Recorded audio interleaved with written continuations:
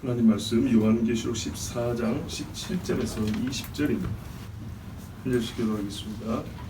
또 다른 천사가 하늘에 있는 성전에서 나오는데 역시 예리한 낫을 가졌더라. 또 그를 다스리는 다른 천사가 제단으로부터 나와 예리한 낫 가진 자를 향하여 큰 음성으로 불러 이르되 내 예리한 낫을 휘둘러 땅에 포도송이를 거두라. 그 포도가 익었느니라 하더라. 천사가 낫을 땅에 휘둘러 땅에 포도를 거두어 하나님의 진노의 큰 포도주 틀에 던지매 성 밖에서 그 틀이 밟히니 틀에서 피가 나서 발 굴레까지 닿았고 1614리온에 퍼졌더라. 아멘. 출애굽기 23장 16절에 보면 봄에는 맥추절을 지키라 그러고요, 가을에는 수장제를 지키라 그럽니다. 맥추절은 첫 열매를 하나님께 바치는 것이고, 수장제는 수고하여 이룬 것을 연말에 다 거두어서 종합하여 하나님께 바치는 절기입니다. 그래서 수장, 모아서 저장한다는 얘기입니다. 그런데 그때 레위기 23장에 보면은 그 7째 날 15째 날부터 일주일 이 수장절을 또 초막절이라고 부르니 이는 광야에서 너희가 초막에 거했던 것을 기억나게 한다고 그랬습니다. 그러면 이 두 가지 의미가 있죠. 초막, 비록 광야지만 하나님의 장막이 함께하였다. 비록 큰 대궐집은 아니었지만 천막이 살았지만 그때 하나님이 함께하였다. 하나님이 함께한 것이 참으로 복되다 하는 것. 그리고 우리가 끝내 바랄 것이 여호와의 장막집에 가야 그때는 눈물도 없고 고통도 없고 죽는 것도 없다 그랬죠. 그날을 바라보는데 문제는 과연 그때 임마누엘로 하나님의 장막에 거할 자가 누구냐 할 때 가을 곡식이 거두어지는 것처럼 거두어진 자들이라는 것. 그래서 초막절이요 수장절이요 이렇게 두 가지 의미로 봅니다. 지금까지 이 두 가지 의미를 뭐 다 말씀드렸지만 명칭은 초막절 혹은 장막절이라고 많이 불렀습니다. 근데 오늘은 설교 제목을 좀 바꿔야 될 것 같은데, 초막절은 포도수확의 날이라 아니라 수장절은 포도수확의 날이라, 이래야 조금 더 여러분 본문과 설교의 내용에 적합할 것 같습니다. 초막에 주의를 기울여 왔다면 오늘은 수장, 모아서 저장한다는 의미에 조금 더 초점을 맞춰서 말씀 전하겠습니다. 여러분, 곡식을 저장하려면, 과실을 또 저장하려면 그 전에 뭐가 있어야겠습니까? 그렇죠, 수확, 거둠이 있어야 되겠죠. 근데 거둘 때요,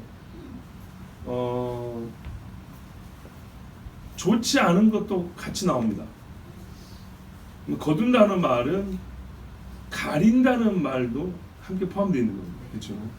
예, 곳간에 드릴 거라고 폐기할 거나, 폐기한다는 말은 보통 태운다는 말인데, 태울 거하고 저장할 거를 구분한다, 이런 말이 들어있습니다.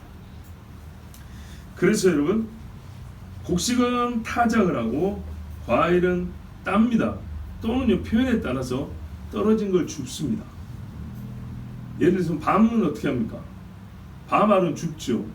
감은 올라와서 따고, 포도도 따는 거죠. 떨어져 버리면 벌써 으깨져갖고 못 먹죠.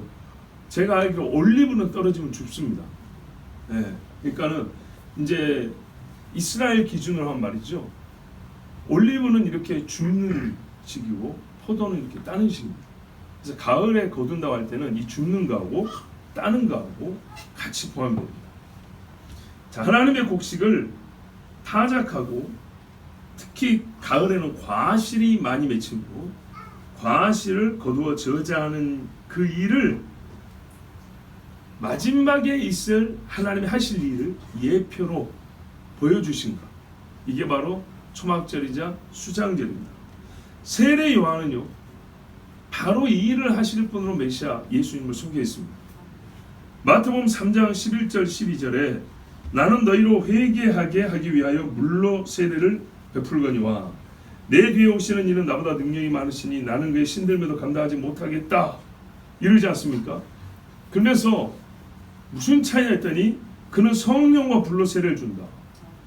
성령과 불은 결국에 우리를 구원하시는 능력이지 않습니까? 정결하게 하는 능력이고, 그 결과 손에 키를 들고 자기의 타작마당을 정하게 하사 알곡은 모아 곳간에 들고 쭉지에는 꺼지지 않는 불에 태우시리라. 자, 키라는 말이 나왔어요. 타작을 하면 먹을 것과 못 먹을 것이 같이 쌓입니다. 털면. 그런 다음에 이거를 가만히 넣어야 된단 말이에요. 창고에 넣기 위해서. 그 다음 어떻게 하냐? 키 아시죠? 옛날에 오줌 싸면 애들 이렇게 머리 쓰고 하던 키. 거기다가 올린 다음에 이제 들 수 있을 만큼 올린 다음에 바람에 이렇게 텁니다. 쑥 올렸다 내리면 그 짧은 몇 초간에 가벼운 거는 바람에 날려 떨어집니다. 밑으로. 그리고 알곡만 남습니다. 몇 번 키질하면. 베드로를 사탄이 그렇게 키질해 보겠다고 그랬다는 거예요. 너 믿음이 이렇게 묵직하냐? 한번 훅 불면 날아가냐? 우리의 믿음이 키질했을 때 날아가면 안 됩니다. 알고 이렇게 남아 있어야 돼요. 몇 번 키질하면 이제 쭉정이나 떨어지는데 이걸 어떻게 하냐? 쓸데가 없어요. 그래서 태웁니다. 그리고 알곡은 곡간에 넣습니다. 이 일을 누가 하냐 했더니 성령과 불로 세례를 주는 이가 한다고 그랬습니다. 예수님도 마지막에 하실 일에 대하여 스스로 이렇게 말씀했습니다. 마태복음 13장 30절에 둘 다 추수 때까지 함께 자라게 두어라. 추수 때 내가 추수꾼들에게 말하기를 가라지는 먼저 거두어 불사르게 단으로 묶고 곡식은 모아 내 곡간에 넣으리라. 자, 같이 두라 그랬어요. 한 밭에 곡식이 자라고 있고 가라지가 자라고 있다고 했어요. 한 밭에. 그래서 제자들이 이거 미리 뽑아버리면 좋은 거 아닙니까? 영양분 다 뺏어가는데. 그랬더니 뭐라 그러냐면 예수님이 가만둬라 그랬어요. 왜? 이거 가라지 뽑다가 밟고 다니고 또 이렇게 뿌리가 이렇게 서로 좀 닿아 있는 데가 있어요. 그러다가 가라지 뽑다가 옆에 있는 알곡까지 상한다 그랬어요. 상해요. 이게 사람 이야기란 말이에요. 비유니까 사람 이야기. 그래서 어떤 식이냐? 가족 간에 분명히 누가 죄를 지어서 아들을 탓했더니 엄마가 그때부터 삐져버리는 거예요. 예. 딸을 뭐라고 했더니 아빠가 그때부터 얼굴 붉혀 다니는 거예요. 부모가 잘못해서 책망을 했더니 그때부터 자식들이 인사도 안 하고 다니는 거예요. 이렇게 되면은 큰 교회는 모르지만 작은 교회일수록 더 타격이 큽니다. 그럼 구원을 잃었냐? 그건 아닌데 이쪽은 구원을 잃을 지경이에요. 그래서 같이 살리려고 하는데 믿음이 온전하지 못하면 살리려고 하는 그 소리를 기분 나쁘게만 받아들이면 그때부터 마음이 상해가지고 신앙생활이 똑바로 못하고 열매가 없어요. 자, 그런데 여기서 끝난 게 아니에요. 해석을 해줍니다. 마태복음 13장 37절 이하에 좋은 씨를 뿌리는 이는 인자요 밭은 세상이요 좋은 씨는 천국의 아들들이요 가라지는 악한 자의 아들이요. 악한 자의 아들이라 하신 게 아비가 있을 거 아니에요. 가라지를 뿌린 원수는 마귀요. 마귀시단 이름입니다. 그죠? 마귀시단. 추수 때는 세상 끝이요 추수꾼은 천사들이니. 설명을 이렇게 아주 잘 해주셨어요. 그런즉 가라지를 거두어 불에 사르는 것 같이 세상 끝에도 그러하리라. 인자가 그 천사들을 보내리니 그들이 그 나라에서 모든 넘어지게 하는 것과 불법을 행하는 자들. 이 사람이 누구라고요? 마귀 자식 가라지라고 해요. 신앙생활 못하게 옆에 사람들 믿음 떨어뜨리는 사람, 그리고 스스로 불법을 행하는 사람. 풀무불에 던져 넣으리니 거기서 울며 이를 갈게 되리라. 그때 의인들, 자, 알곡은 자기 아버지 나라에서 해와 같이 빛나리라. 다니엘서에 들은 말이죠. 귀 있는 자는 들으라. 계시록에만 귀 있는 자는 들으라 하지 않고 복음서에 이미 이 땅의 주님이 몸으로 계실 때 말씀했어요. 그러니까 요한계시록에 같은 예수님이죠. 자, 여기서 이제 꺼지지 않는 불에 던져지는 두 부류의 사람이 나옵니다. 한 부류 아닌가요? 쭉정이나 가라지나 똑같다고 생각할 수 있는데 이거 다릅니다. 믿음이 없다는 것, 불법을 행한다는 것은 공통적이죠. 그러나 자세히 보면 의미가 좀 다릅니다. 어떻게 다르냐? 쭉정이는 말입니다. 풀을 말하는 게 아니고 열매를 말해요. 열매. 근데 알맹이가 없이 껍데기만 있는 겁니다. 예를 들어서 벼야 벼. 탈곡을 했더니 벽씨가 이렇게 나왔어요. 딱 만져보니까 알이 있어가지고 딱딱하고 통통해야 되는데 쑥 들어가고 알맹이가 하나 없고 껍질만 있는 거예요. 이런 거를 쭉정이라 그래요. 가라지는 풀 자체가 벼나 밀, 보리 비슷하게 생겼는데 다른 종자의 풀인 거예요. 풀 자체가. 이해가 되시죠? 그래서 말하니까 쭉정이는 키질하면 떨어지고 가라지는 풀이니까 어떻게 해요? 단으로 묶어서 따로 두라 이렇게 표현한 거죠. 이해가 되시죠? 다시요. 아까 마태복음 3장에 말했어요. 손에 키를 들고 키질하여 쭉정이는 떨어뜨린다 그랬어요. 그 다음에 마태복음 13장에 가라지는 먼저 거두어 불사르게 단으로 묶고, 요만한 껍데기를 어떻게 단으로 묶어요? 풀입니다. 풀. 그래서 번역에 따라 가라지를 독보리라 이렇게 말합니다. 보리 농사를 할 것 같으면 사람이 먹을 수 있는 진짜 보리가 있고 보리 비슷한데 하나 먹을 것 없는 독보리라고 부르는 게 있다 이 말입니다. 다릅니다. 자, 그러면 이거를 우리가 좀 이제 실제 사람으로 보면 어떻게 합니까? 쭉정이는 한 나무에서 자랍니다. 그죠? 한 벼 잎상에서 자란다고요. 근데 알맹이가 있는 거는 키에 남고 알맹이가 없는 거는 키질하면 껍데기는 그대로 있어요. 말하자면 밤을 삶았는데 속에 알맹이가 있어서 숟가락 파먹을 수 있는가 하면 이렇게 손으로 누르면 원래 밤 안 들어가잖아요. 근데 알맹이가 하나도 없었고 쑥 들어가 버리는 거예요. 이런 것처럼 벽시나 보리나 밀이 그런다고 생각해 보세요. 속에 아무것도 없어요. 그러니까는 살짝 털면 바람에 떨어지죠. 이게 쭉정입니다. 그러니까 이거는 뭡니까? 겉보기는 진짜처럼 보여요. 진짜처럼 보이는데 가짜인 거예요. 열매 없는 자, 열매 없는 자. 우리가 흔히 말하는 열매 없는 자. 후자는요, 처음부터 마귀 자식이에요. 그래서 잘 보입니다. 봐보세요. 제자들이 그러잖아요. 가서 뽑으리니까 보인다는 거예요. 네, 생각보다 잘 보여요. 그래서 분명히 믿음이 없네. 확실히 보이죠. 그래서 이거 뽑아버리니까. 근데 아니다 그랬어요. 주님이 냅둬라 그랬어요. 자, 그러면 어디가 더 위험할까요? 다른 사람에게 이익이 안 되고 해가 되는 건 똑같은데 쭉정이가 더 위험한 거죠. 한 잎사귀 위에 같이 맺혀 있단 말이죠. 같이 맺혀서 이거는 진짜 구분하기가 너무 어려워요. 봐보세요. 정상적인 곡식 줄기가 있고 가라지가 있을 때 가라지는 구분하고 일찍 구분할 수 있어요. 뽑아갖고 묶어놓을 수 있다니까요. 근데 정상적인 줄기에 붙어 있어요. 이거는 떨어봐야 하는 거예요. 떨어봐야. 떨은 다음에 키질까지 해야 그때 나눠지는 거예요.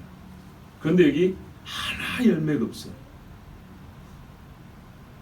우리가 보통 똑같은 의미라고 생각했는데 좀 다르죠. 잘 구분해야 됩니다. 자, 이제 여기에 더하여 우리가 지난주 속죄일에 있을 전쟁의 의미를 좀 들었어요. 그때 뭐냐면 바로 이 알곡과 쭉정이를 가르는 전쟁이고 가라지를 모아서 불태우는 심판의 전쟁이라고 그랬어요. 바로 이 전쟁들은 역시나 초막절, 왜냐? 이거를 거두어서 곡간에 드리는 것을 말하는 게 수장절 초막절이니까 이 전쟁 역시 초막절과 수장절과 연계하여 생각하는 것이 옳습니다. 우리가 구약의 예언서를 보면 호세아 6장 11절에 또한 유다여 내가 내 백성이 사로잡힘을 돌이킬 때 내게도 추수할 일을 정하였느니라.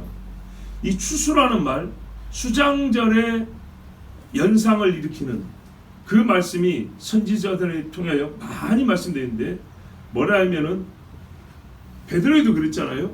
심판할 때 하나님의 집에서부터 시작한다고 그랬어요. 그런 것처럼 호세아도 뭐라 하냐면 나중에 추수를 하는데 유다 너희 집에서 내가 추수를 할 거다 그랬어요. 뭐 추수한다는 말은 전부 다 좋은 열매만 있다는 뜻인가요? 아니라는 얘기죠. 그래서 제가 말씀드린 거예요. 추수 안에는 가림이 들어있다는 거예요. 가림, 나눔. 예수님 오셨을 때도 뭐랬어요? 오른편에 있을 자, 왼편에 있을 자, 그리고 양과 염소. 양과 염소는 매우 같다 그랬어요. 차이점을 발견하는 것보다 공통점을 발견하는 게 훨씬 쉽고 많다 그랬어요. 그런데 그거를 예수님은 보통 사람은 모르지만은 예수님은 정확히 갈라내버린다 그랬죠. 바로 알곡과 쭉정이를 갈라내는 겁니다. 농사 안 짓는 사람은 비슷하게 보여요. 근데 농사를 많이 짓는 사람은 금세 아는 것처럼. 유다인이라고 다 알고기에서 저장되는 것이 아닙니다. 여러분 마태복음 8장 11절 12절 우리 주님이 또 너에게 이르노니 동서로부터 많은 사람이 이르러 아브라함과 이삭과 야곱과 함께 천국에 앉으려니와. 거둬지는 거죠. 그 나라의 본자손들은 바깥 어두운 데 쫓겨나 거기서 울며 이를 갈게 되리라.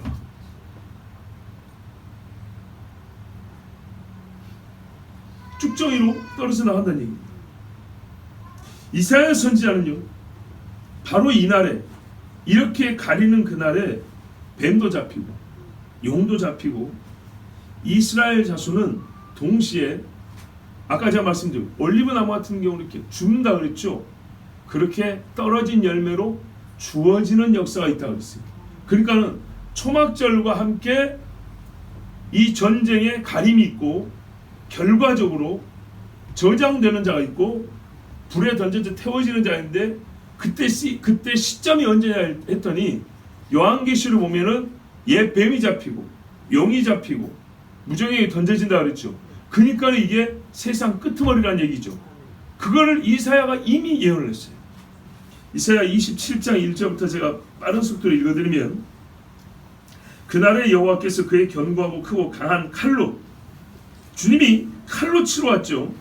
날렘 뱀 리오야단 곧 꼬불꼬불한 뱀 리오야단을 벌하시며 바다에 있는 용을 죽이시리라. 이건 분명히 요한계시 20장에 보면 또 내가 보매 천사가 무지개의 열쇠와 큰 쇠사슬을 그의 손에 가지고 하늘부터 내려와서 용을 잡으니 어디에 뱀이요 마귀요 사탄이라. 1000년 동안 결박하여 또 그들을 미혹하는 마귀가 불과 요한 곳에 던져지니 거기는 그 짐승과 거짓 선자도 있어 셋이서 밤낮 괴로움을 받으리라. 딱 일치되는 말씀이 이사야 27장하고 요한계시 27장에 이 뱀이 잡힌다는 말씀, 그러니까 동일한 때를 말하고 있는 겁니다. 이때 그날에 너희는 아름다운 포도원, 우리 번역에 이렇게 돼 있어요. 원문에는 붉은 포도즙에 포도원을 두고 노래를 부를지어다. 나 여호와는 포도원 지기가 되며, 원문에 따르면 나 여호와가 그것을 포도원을 지키노라. 때때로 물을 주며 밤낮으로 간수하여 아무든지 이를 해치지 못하게 하려로다. 나는 포도원에 대하여 노함이 없나니 찔레와 가시가 나를 대적하여 싸운다 하자 내가 그것을 밟고 모아 불사르리라. 그런데 뭐라냐면 후일에는 야곱의 뿌리가 박히며 이스라엘의 우미 돋고 꽃이 필 것이라. 그들이 그 결실로 지면을 채우리로다. 그걸 뭐냐면 야곱의 뿌리가 사해지고 야곱에 있는 우상들이 다 깨뜨려지고 제거되는 날이라 이렇게 말했어요. 그러면서 말하면 너희 이스라엘 자손들아 그날에 여호와께서 창이라는 하수에서부터 애굽 시내까지 과실을 떠는 것 같이 너희를 하나하나 모시리라. 유대인들은 이제 이 부분을 올리브 나무 이렇게 떨어가지고 거두는 걸로 생각하는데 앞에 포도이 나왔잖아요. 그래서 저는 이게 맥락적으로 이게 포도를 거두는 것이지 않나 이렇게 생각이 듭니다. 자, 하여튼 포도가 됐든 올리브가 됐든 분명하게 무슨 말씀이에요? 마귀를 사로잡는 날에 이스라엘은 하나님이 그 포도원을 잘 가꾸어서 열매를 거둔다 이렇게 돼 있어요. 그러니까 이게 어느 때 이야기인가요? 바로 초막절 수장절 있을 이야기하는 겁니다. 그때 큰 나팔을 불리니 아수르 땅에서 멸망하는 자들과 애굽 땅으로 쫓겨난 자들이 돌아와서 예루살렘 성산에서 여호와께 예배하리라. 아멘. 스가랴 14장에 예루살렘 와서 초막절을 지키지 않은 자는 벌을 준다 그랬죠. 이제 이 모든 것들이 끝나고 다시 쫓겨난, 왜냐하면 마지막에 이스라엘의 전쟁이 있으면 또 막 흩어지거든요. 그 사람들이 다시 돌아와 예루살렘에서 하나님께 예배한다는 겁니다. 자, 포도. 이사야 5장에 보니까 하나님이 이스라엘을 원래 극상품 포도나무로 심었다는 말씀이 있습니다. 땅을 파서 돌을 제하고 극상품 포도나무를 심었도다. 그 중에 망대를 세웠고 또 그 안에 술투를 팠도다.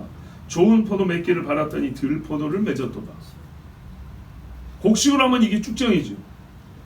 포도로 하면 들포도, 하나 먹을 수 없는 포도. 그럼 어떻게 하냐? 이 들포도는요, 주님이 짓밟아버린다고 그랬어요. 그러니까 집을 짜는데 이거를 마시려고 짜는 게 아니라 심판으로 그냥 으깨서 없애버리려고 짠다 그랬어요. 어디서부터 한다고요? 이스라엘에서부터. 요엘 선지자 역시 이 포도를 거둠에 대하여 예언을 했습니다. 자, 우리가 지금 요한계시록 왔는데 제가 요한계시록을 바로 읽지 않고 앞에서부터는 이유가 있어요.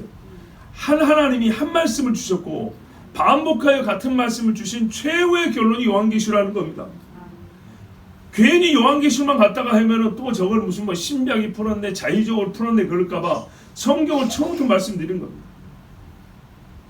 요엘 3장 11절에 보면 사면의 민족들아 너희는 와 속히 와서 모일지어다. 여호와여 주의 용사들로 그리로 내려오게 하옵소서. 싸움 이야기입니다.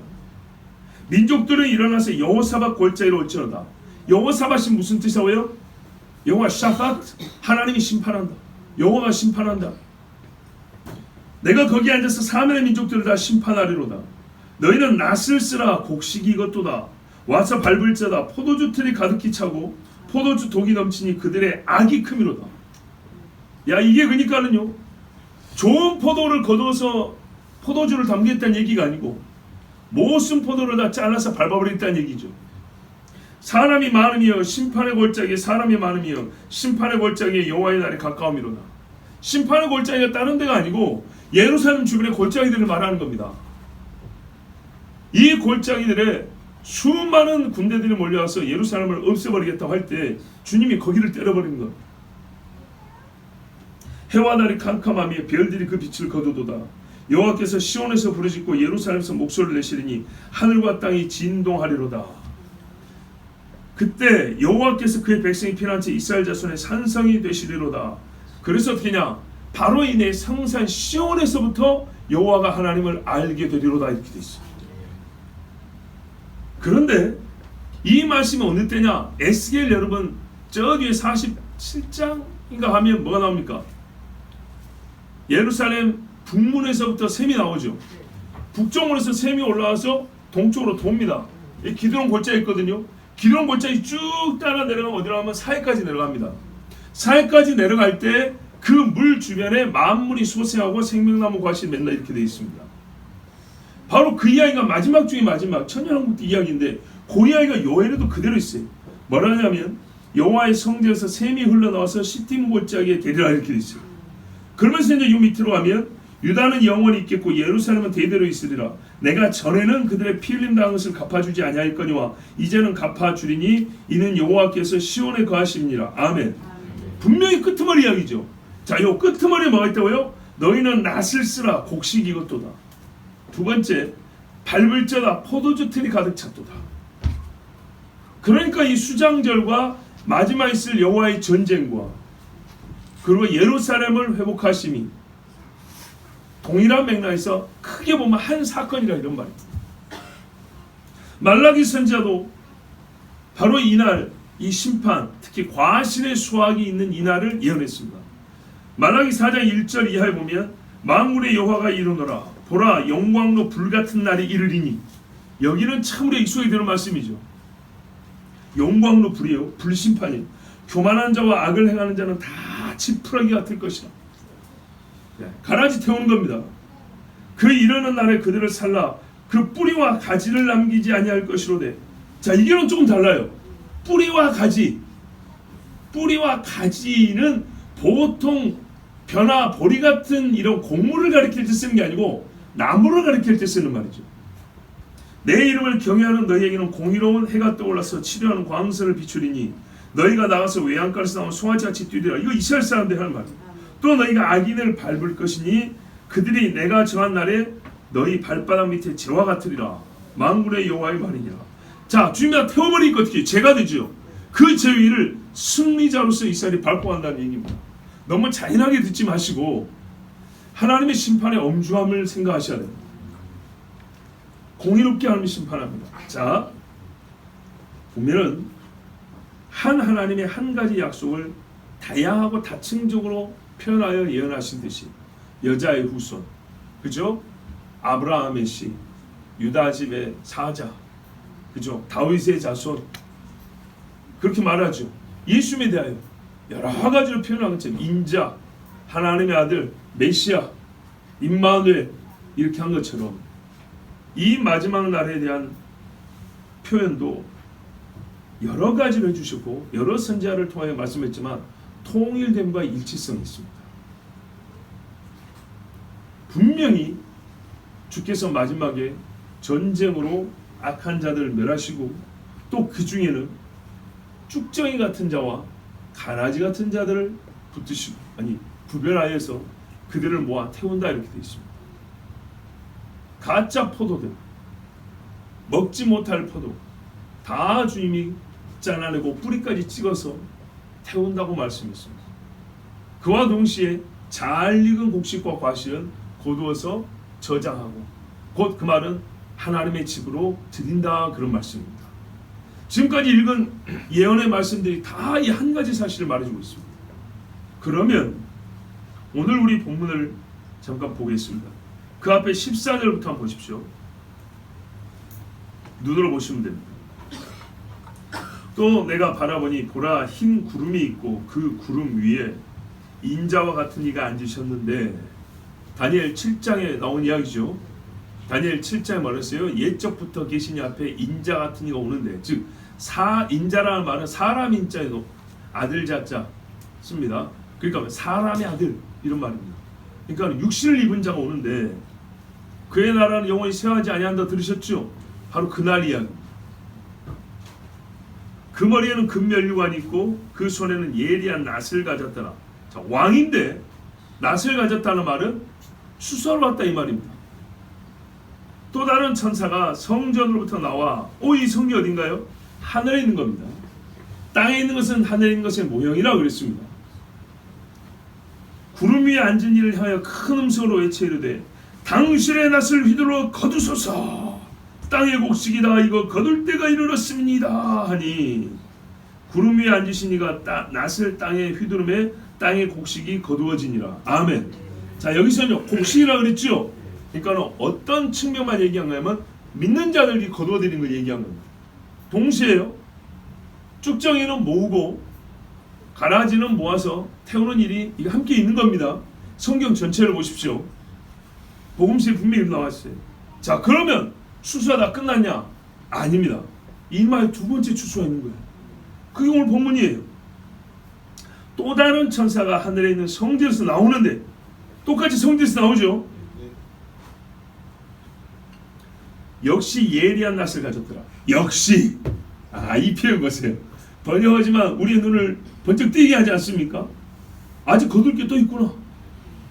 또 불을 다스리는 다른 천사가 제단으로부터 나와 불과 함께 예리한 낫 가진 자를 향하여 큰 음성으로 불러 이르되 내 예리한 낫을 휘둘러 땅의 포도송이를 거두라 그 포도가 익었느니라 하더라. 천사가 낫을 땅에 휘둘러 땅의 포도를 거두어 하나님의 어디요? 진노의 큰 포도주 틀어 던졌다.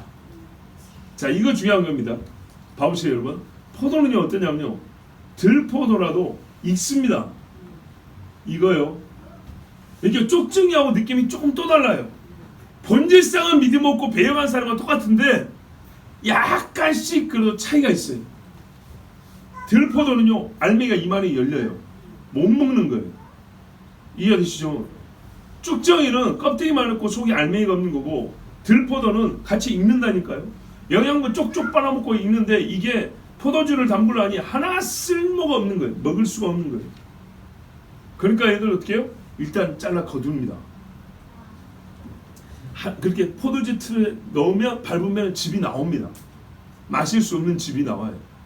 그래서 포도로 비유된 악인들의 심판은 이렇게 표현한 거예요. 걷어가지고 밟아버린다고. 쭉정이는 태우고 가라지도 묶어서 태우고 쭉정이는 털어서 태우고 가라지는 묶어서 태우고 먹을 수 없는 포도는 밟아서 심판하고 이렇게 다른 겁니다. 성 밖에서 그 틀이 밟히니 틀에서 피가 나서 이거 사람이네. 그쵸? 그러니까 이게 사람인 거예요. 사람. 말 굴레까지 닿았고 말 굴레 어떻게 됐습니까? 말 받기 위니까 높이가 이렇게 올라왔다는 피가 이 피가 강물이 되었다는 말이 그 말이에요. 무지막지해죠. 얼마나 많은 사람이 한꺼번에 죽었으면 핏물이 허리에 차요. 그래서 흘러가는데 1600 스타디움에 퍼졌다. 우리가 그 체육 경기장을 스타디움이라 그러는가요? 그렇죠. 요게 한 190m쯤 돼요. 1스타디온이. 그러면 1600 이제 곱하기 해보면 됩니다. 어마어마하죠. 이게 그러면 얼마나 되죠? 1000에다가 100이면 얼마나 됩니까, 여러분? 몇백 킬로 되나요? 하여튼 엄청나죠. 이 허리춤까지 올라온 핏물이 진짜 강으로 끝도 없이 흘러가는 겁니다. 그 말은요, 세상에 곳간에 들여질 사람보다 이렇게 심판받을 사람이 훨씬 더 많다는 뜻입니다. 그리고 이 사람들이 다는 아니지만 상당히 많은 사람이 어디에 심판을 받냐 했더니 예루살렘을 치러 와서 여호사밧 골짜기에 모인다고 그랬습니다. 그 골짜기에 모여져 있기, 거기서 죽임을 당하면 핏물이 골짜기 따라 쭉 내려가지 않겠습니까? 그러면 그 피가 나는 땅은 썩겠죠. 죽고 거기를 다시 살리는 게 샘물이란 말입니다. 성경에 나오는 물이라고. 그게 생명수잖아요. 예루살렘 주변에 핏물로 사람 시체 썩은 걸로 진동을 하는데 그거를 깨끗하게 하고 다시 살리는 게 성전 문지방에서 나오는 생명수란 말입니다. 자, 여러분, 이 두 추수는 크게 보면 한 추수 안에 있는 구별된 두 사건입니다. 두 종류의 수확물을 거둠으로 다르게 표현이 되어 있습니다. 그 말은 크게 보면 한 추수로 곳간에 저장하는 사건인데 좀 앞에 있을 것이 있고 좀 뒤에 있을 것이 있다 이 말입니다. 성격이 좀 다르죠. 성격이 좀 다른 걸 어떻게 구분하냐면 잘 봐보세요. 앞에 우리가 예언서도 읽었지만, 즉 선지서도 읽었지만 예수님의 복음서와 선지서와 요한계시록을 종합해 보면 성격의 차이 이렇게 되어 있습니다. 앞에 쭉정이나 가라지는 이스라엘 사람 내지는 교회 안에 있는 사람, 즉 신앙의 공동체로 보이는 사람들 안에서의 구분입니다. 근데 이 밟는 포도주는 항상 뭐냐면 원수, 그렇죠? 치러 오는 자, 대적들을 밟는다 자꾸 이렇게 돼 있죠. 그러니까는 좀 다르죠. 최종적으로 믿음이 없다는 건 다 분명히 똑같다 했지만 어떤 이는 껍데기까지 똑같을 정도로 바리새인들처럼 껍데기까지는 똑같은 사람인데 눌러보니까 알곡이 없어서 한번 튕겨보니까 날아가 버리는 거예요. 가장 유사한 사람이죠. 유사 그리스도입니다. 이 사람은 믿음의 집안에서 살고 교회에서도 사는데 줄기 자체가 이거 벽시 줄기가 아닌데 보여요. 이런 사람들. 이 혈통은 이스라엘인데 꼭 이스마엘 족속 같은 짓을 하네. 네, 꼭 에서 같은 놈이네 이놈이. 이런 사람들 어떻게 해요? 밖에서는 잘 몰라요. 양과 염소 뿔도 비슷하고 색깔도 비슷하고 식성도 비슷해요. 예. 생물학적으로 별 차이가 제일 가까운 놈들이 그 놈들이에요. 그러니까는 이게 말하자면 한 이스라엘 안에 있고 한 유다 지파 안에 있고 한 교회 안에 있는데 알맹이가 전혀 없거나 아니면은 마귀 자식으로 들어와가지고 그리스도 자식인 척하고 살고 있는데 요거를 먼저 갈라낸단 말입니다. 뭐 어떻게 알죠? 올라오라 할 때 쑥 뽑아보면 알죠. 그렇게 차이가 납니다. 그런데 그 정도 되니까 어떻게 해요? 야 이제 완전 끄트머리네. 뭐 2판 4판이다. 가자 하고 막 돌려든단 말이죠. 공격한단 말이죠. 자, 그 사람들은 어떻게 하냐? 지금 밟아버린단 말이죠. 어떤 차이인지 아시겠죠? 예, 서로 중복이 될 겁니다. 배도자가 교회에서 나올 것이고 그 배도자가 이스라엘도 치자할 것이고 숨어있는 성도들 밀고 하는 사람도 될 것이고 그놈이 그놈인데 그래도 이렇게 좀 구분하면 크게 구분하면 이렇게 차이가 있는 겁니다. 자, 이렇게까지 해서 즉 마지막에 속죄일을 기점으로 한 이 대전쟁으로 해서 이렇게 주님이 각처에 있는 각종의 사람들을 그에 맞게 합당하게 공의로 심판하여 최종적으로 먹을 수 있고 향기 좋은 그리고 극상품 포도즙을 짜낼 수 있는 열매들은 곳간에 드리고 그렇지 않은 것은 다 태우고 밟아 심판한다는 말씀. 이것이 언제 일어난다고요? 그래요. 마지막 절기, 특히 속주일과 이 초막절 어간에 일어나는 일들입니다. 그러면 이렇게 추수가 끝나고 남은 자들이 있습니다. 사실 제가 성경 보면서 제일 이해가 잘 안 되는 부분이 이 부분입니다. 솔직히 이렇게 다 밟아버렸으면 남은 자가 없어야 되거든요. 남은 자가 없어야 되고 곡간에 들이면 뭐라고 할까요? 참 믿음 좋은 사람만 남아야 되지 않겠습니까? 그런데 스가랴서 보면 어떻게 되냐면 14장에 그동안에 참 많이 읽은 말씀인데 이제 이렇게 알고 들으면 또 좀 달라요. 14장 16절 이하에 보면 예루살렘을 치러 온 모든 나라에서 밟아야 되잖아요. 남은 자마다 이게 무슨 말이에요? 밟기는 밟았다는 거예요. 분명히 밟았으니까 남은 자라는 구분된 표현이 있죠. 남은 자마다 올라가서 만군의 주 왕에게 경배하고 초막절을 지키리라. 땅의 모든 족속 중에서 예루살렘으로 올라와서 만군의 주 왕에게 경배하지 아니하는 자에게는 비도 내리지 아니하리라. 애굽 족속에 올라오지 아니하고 오지 아니하여 비가 오지 아니하면 주께서 초막절을 지키지 아니하는 이방인을 치실 재앙이 있으리라. 아멘.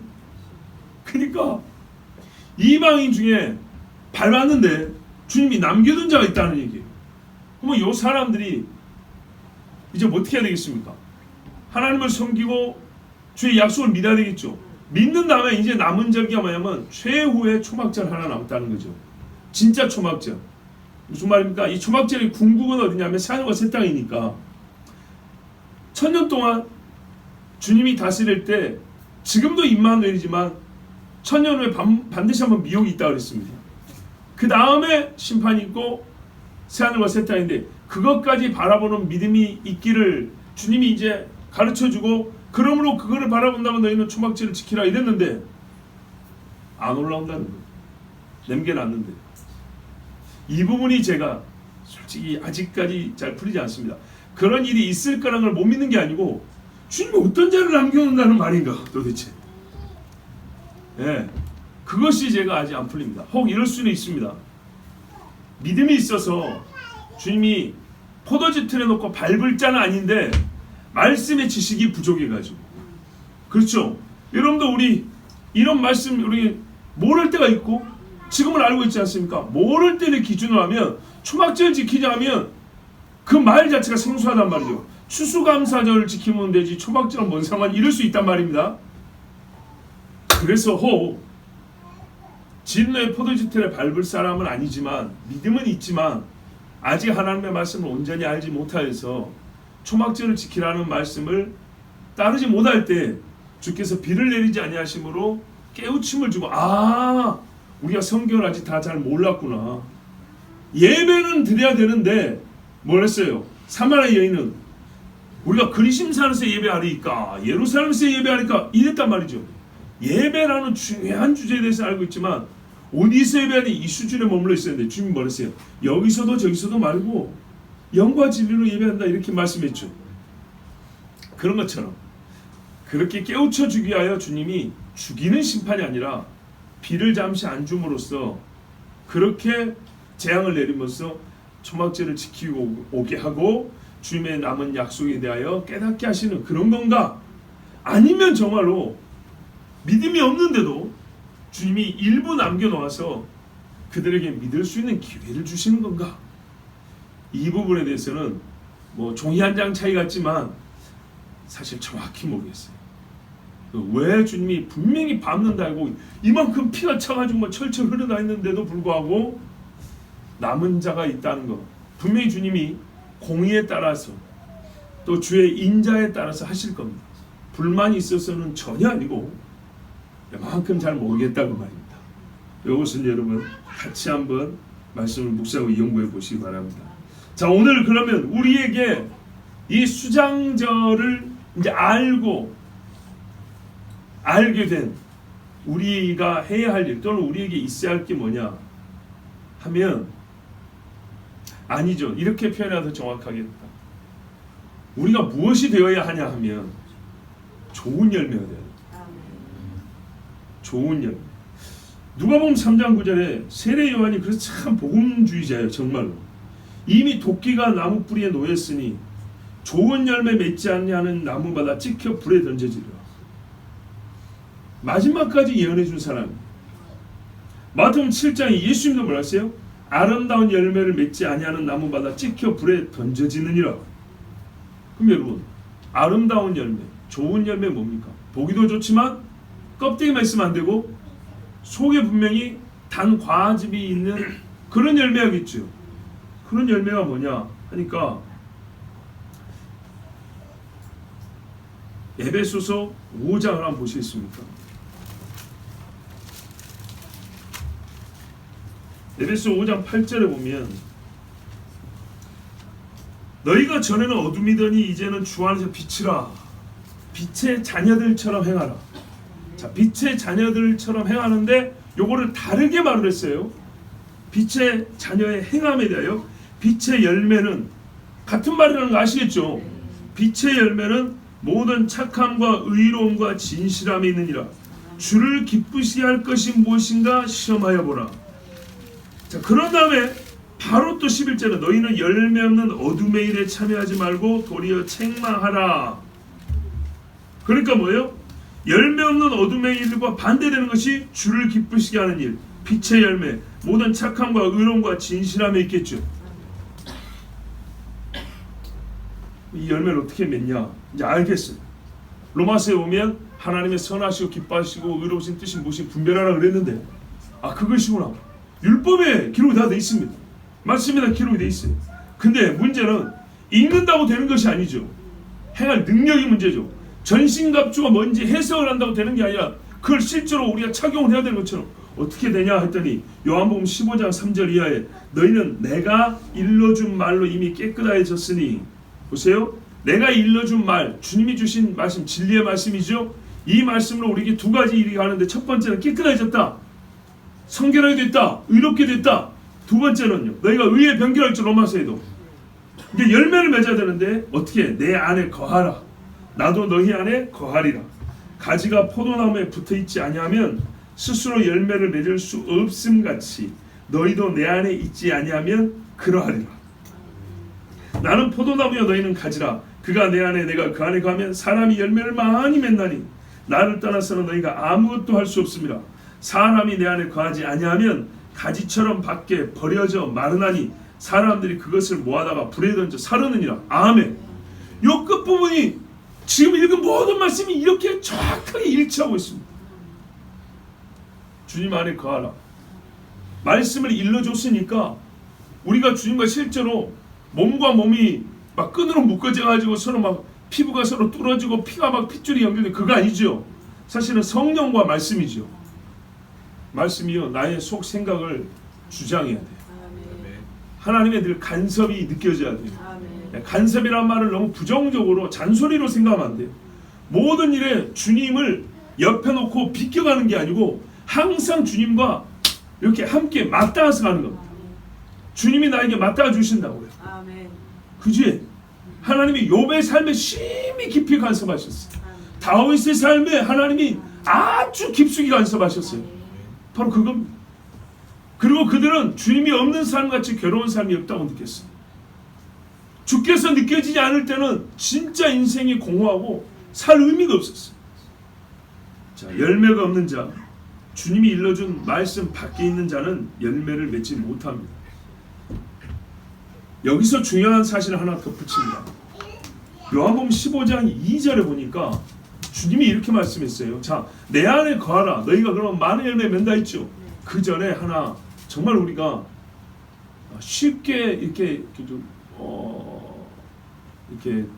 간파하지 못했던, 쉽게 눈치채지 못했던 말씀이 하나 있는데 뭐가 있냐면 15장 2절에 물은 내게 붙어있어 열매를 맺지 아니하는 가지는 아버지께서 그것을 제거해 버리시고, 아까는 도끼로 나무를 찍는다는 얘기 했었잖아요.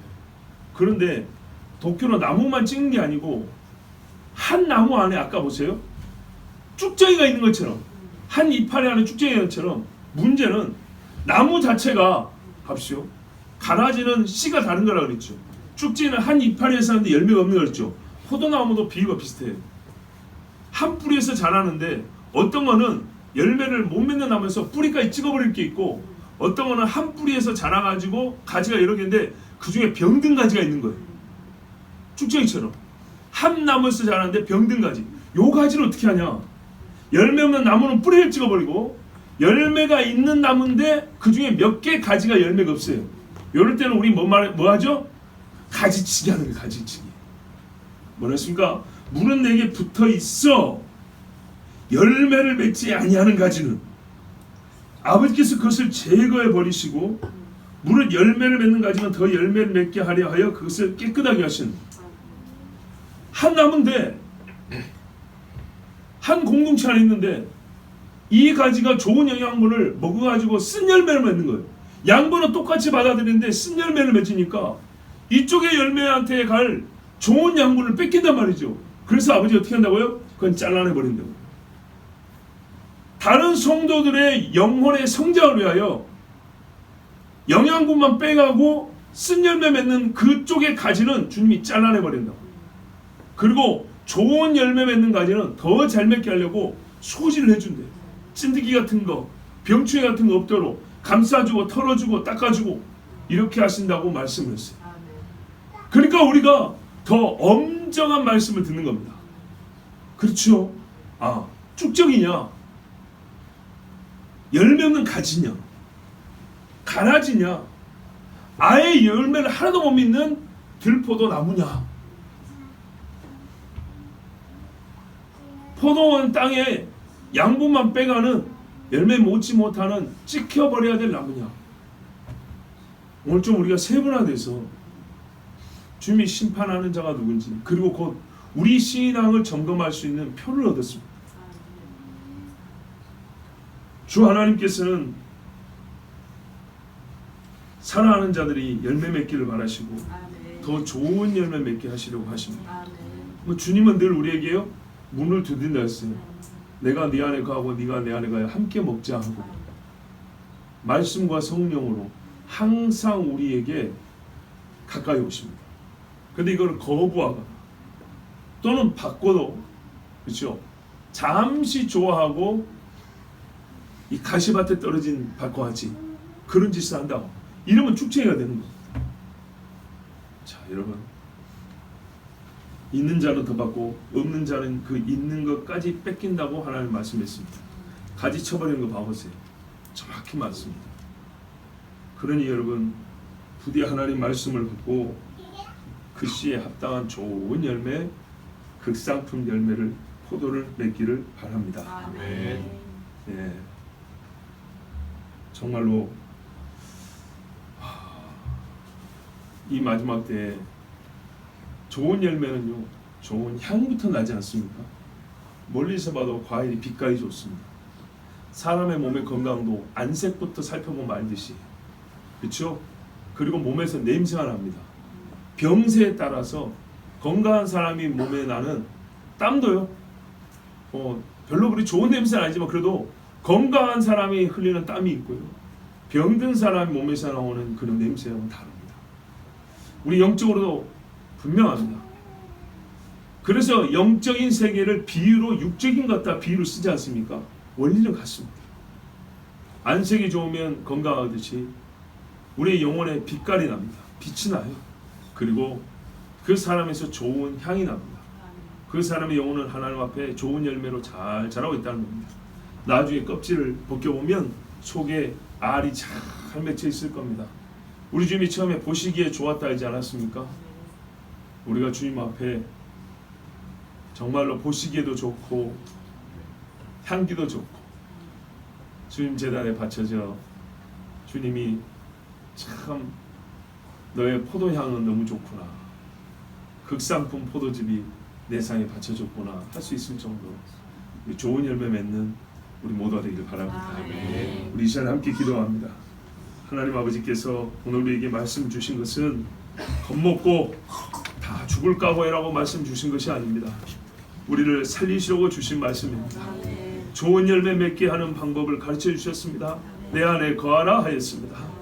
또한 내가 좋은 열매를 맺는지 아니면 쭉정인지 가라지인지 그날이 와버리면 이건 다 끝나는 것인데 그날이 오기 전에 말씀하여 주심으로 말미암아 우리에게 회개의 기회도 주시고 돌아갈 길을 주셨습니다.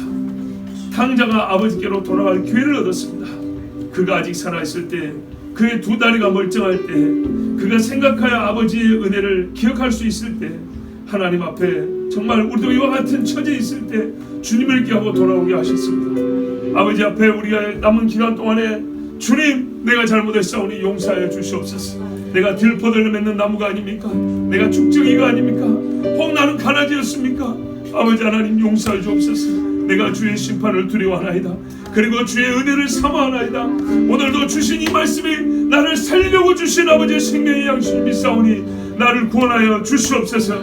우리 주 한 번으로 기도하겠습니다. 주여